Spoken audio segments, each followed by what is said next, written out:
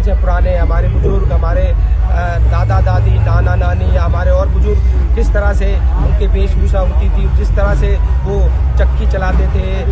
या दूध पिलोते थे, चौका लगाते थे, और हमारी वो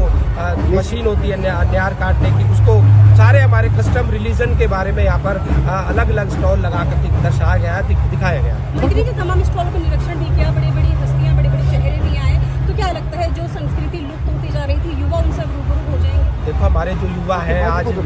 जैसे ज़्यादा हम पढ़ाई के ऊपर ध्यान दे रहे हैं, पढ़ाई पर ध्यान तो देना चाहिए, अपनी संस्कृति को भी हमें याद करना चाहिए। किस तरह से हमारी जो कहते हैं ना, जो समाज को भूल जाता है, समाज उसको भूल जाता है, और हमारे जो कस्टम है, रिलीजन है, उसको भी हमें याद करना चाहिए। हमारे युवाओं को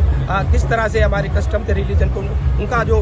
भूल गए, उनको दोबारा से हम रिवाइव करने की कोशिश इसके द्वारा, इस महोत्सव के द्वारा कराना चाहेंगे। मैं पूरी टीम को, दिवाकर जी और रणदीप चौहान जी और उनकी पूरी टीम को बहुत बहुत बधाई और बहुत बहुत शुभकामनाएं देता हूं, जो सफल आयोजन तीसरी बार गुजर महोत्सव का उन्होंने किया। और यहाँ पर हमारे जो रीति रिवाज है पुराने, हमारे बुजुर्ग, हमारे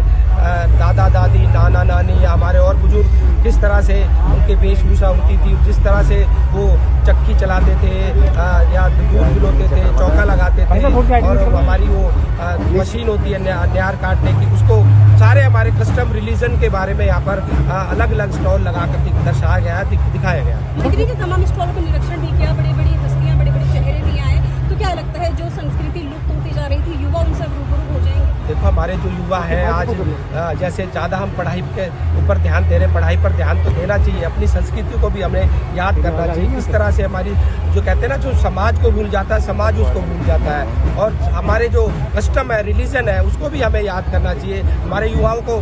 किस तरह से हमारे कस्टम के रिलीजन को उनका जो